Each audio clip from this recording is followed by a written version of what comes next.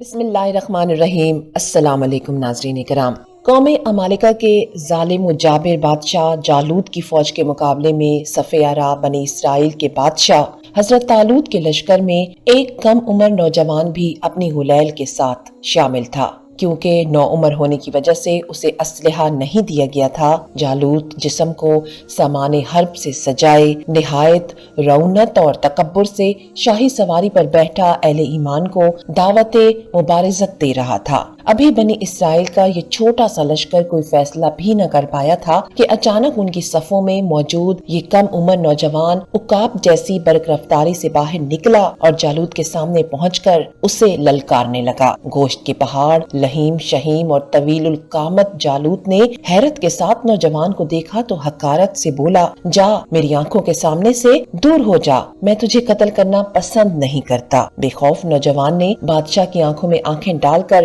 گرجدار آواز میں جواب دیا، لیکن تجھے قتل کرنا مجھے پسند ہے۔ پھر فلک پر چمکتے سورج کی تیز روشنی میں ارض و سما نے ایک حیرت انگیز منظر دیکھا۔ نوجوان کی غلیل سے گولی کی طرح نکلے پتھر سے جالوت کا متکبر سر پاش پاش ہو چکا تھا اور اس کا طاقتور جسم زمین پر اوندھے منہ پڑا تھا۔ یہ سب اتنا اچانک ہوا کہ جالوت کی اسلحے سے لیس فوج کو سنبھلنے کا موقع ہی نہ ملا اور وہ بدحواس ہو کر بھاگ کھڑی ہوئی۔ یہ نوجوان ایک چرواہا تھا جو سارا دن جنگل میں بکریاں چرایا کرتا تھا اور غلیل سے بکریوں کے قریب آنے والے درندوں کو مار بھگاتا، لیکن قدرت نے تو اس کے لیے بڑے فیصلے کر رکھے تھے۔ اللہ تعالیٰ نے پہلے اسے بنی اسرائیل کا بادشاہ بنایا اور پھر اسے نبوت اور رسالت کے عظیم منصب پر فائز فرمایا۔ قرآن پاک میں ارشاد ہے، داؤد نے جالوت کو قتل کر ڈالا اور اللہ نے ان کو بادشاہی اور دانائی بخشی اور جن جن چیزوں کا چاہا انہیں علم دیا۔ جی ہاں، ہم بات کر رہے ہیں حضرت داؤد علیہ السلام کی۔ آج کی ویڈیو میں حضرت داؤد علیہ السلام کے مکمل حالات زندگی پیش کرنے کی ایک ادنا سی کوشش کریں گے۔ آپ دیکھ رہے ہیں ٹرو انفو نیٹ ورک اور میں ہوں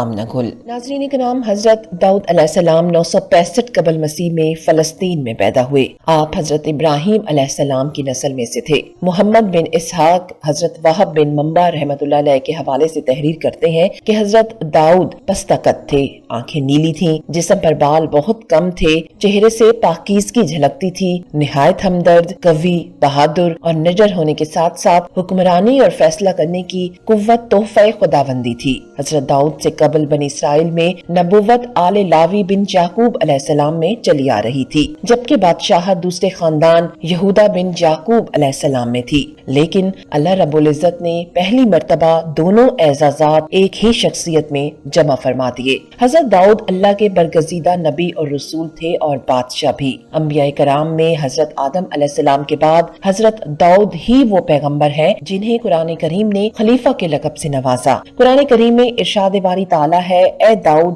ہم نے تمہیں زمین پر خلیفہ بنا دیا، تم لوگوں کے درمیان حق کے ساتھ فیصلے کرو۔ قرآن کریم کی سورہ بنی اسرائیل میں ارشاد ہے، اور ہم نے بعض پیغمبروں کو بعض پر فضیلت بخشی اور داؤد کو زبور عنایت کی۔ امام بغوی رحمۃ اللہ علیہ نے اپنی تفسیر میں لکھا ہے کہ زبور اللہ کی کتاب ہے جو کہ حضرت داؤد علیہ السلام پر نازل ہوئی۔ اس میں 150 سورتیں ہیں جو کہ دعاؤں اور حمد و ثنا پر مشتمل ہے، تاہم ان میں حلال و حرام اور فرائض و حدود کا بیان نہیں ہے۔ زبور کے لغوی معنی پارے یا ٹکڑے کے ہیں۔ دراصل زبور کے نزول کا مقصد تورات کی تکمیل تھا، اسی لیے گویا یہ تورات ہی کا ایک حصہ یا پھر ایک ٹکڑا ہے۔ زبور اللہ تبارک و تعالیٰ کی حمد و ثنا سے مزین ہے اور حضرت داؤد علیہ السلام کو اللہ تعالیٰ نے دل نشین آواز اور سحر انگیز لحن عطا فرمایا تھا۔ آپ جب زبور کی تلاوت فرماتے تو وجد آفرین تلاوت سے مسحور ہو کر چرند پرند، درخت، پہاڑ، جن و انس،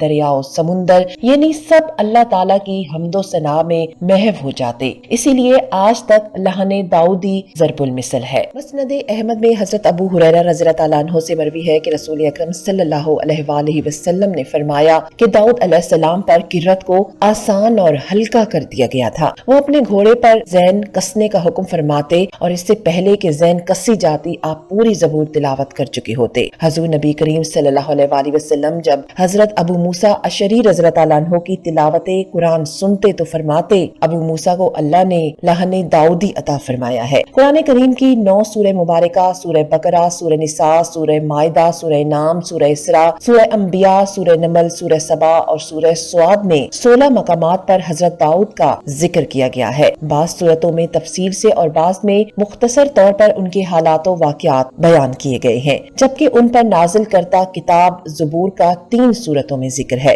اللہ تعالیٰ سورہ انبیاء میں فرماتے ہیں کہ ہم نے پہاڑوں کو داؤد کے لیے مسخر کر دیا کہ ان کے ساتھ تسبیح کرتے تھے اور جانوروں کو بھی مسخر کر دیا تھا۔ نیز سورہ سعد میں یوں ارشاد ہے، اور ہم نے پہاڑوں کو ان کے زیر فرمان کر دیا تھا کہ صبح شام ان کے ساتھ اللہ کی تسبیح کیا کرتے تھے، اور پرندے بھی جمع رہتے تھے اور سب ان کے فرما بردار تھے۔ مفسرین کے مطابق اللہ تبارک و تعالیٰ نے پہاڑوں، پرندوں اور جانوروں کو یہ حکم دیا تھا کہ جب حضرت داؤد علیہ السلام اللہ تعالیٰ کا ذکر کریں تو وہ سب بھی ان کلمات کو دہرائیں۔ جب وہ زبور کی تلاوت کرتے تو پرندے بھی ہوا میں ٹھہر کر ان کے ساتھ ذکر الہی میں شامل ہو جاتے۔ اس طرح پہاڑ، شجر اور دیگر جانور بھی ان کے ساتھ اللہ تعالیٰ کی تسبیح کرتے۔ ناظرین کرام، اللہ تبارک و تعالیٰ نے حضرت داؤد علیہ السلام کو دوسرا معجزہ یہ عطا فرمایا کہ لوہے کو ان کے لیے موم کی طرح نرم فرما دیا۔ ارشاد باری ہے، اور ان کے لیے ہم نے لوہے کو نرم کر دیا کہ کشادہ زریں بناؤ اور کڑیوں کو اندازے سے جوڑو اور نیک عمل کرو۔ تفسیر ابن کثیر میں حافظ ابن عساکر رحمۃ اللہ علیہ کی روایت ہے کہ حضرت داؤد علیہ السلام اپنی خلافت کے زمانے میں بھیس بدل بدل کر بازاروں میں جاتے اور لوگوں سے پوچھا کرتے کہ داؤد کیسے آدمی ہے۔ چونکہ سلطنت میں عدل و انصاف عام تھا اور لوگ آرام و عیش سے رہتے تھے،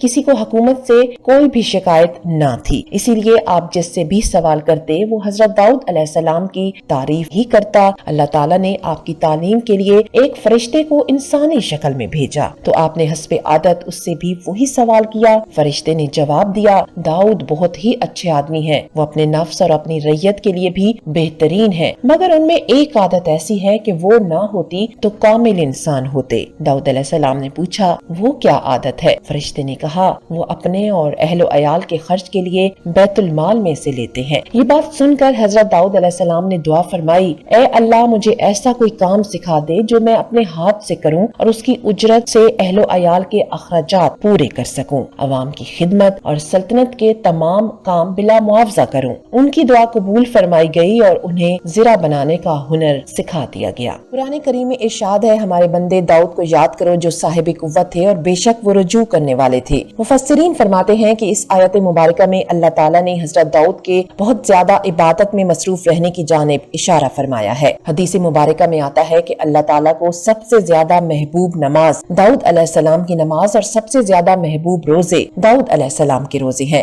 اللہ تعالیٰ نے حضرت داؤد کو نبوت اور رسالت کے ساتھ حکومت بھی عطا فرمائی تھی۔